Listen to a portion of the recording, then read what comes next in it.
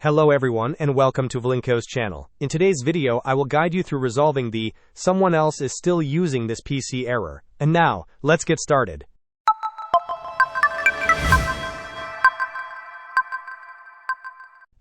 This error message indicates that another user session is active on your computer, preventing you from performing certain actions.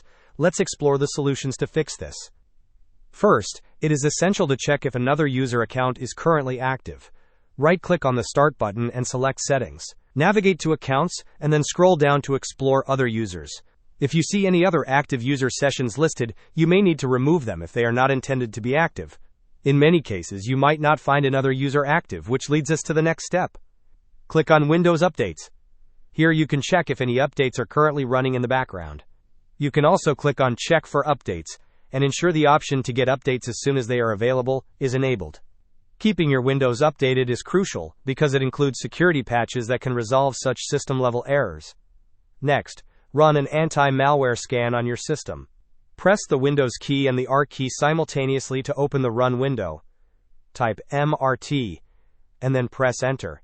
This will launch the Microsoft Malware Removal tool. Click Yes, then select Next.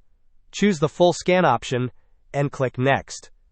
The tool will now begin scanning your system for any malware that might be causing this issue.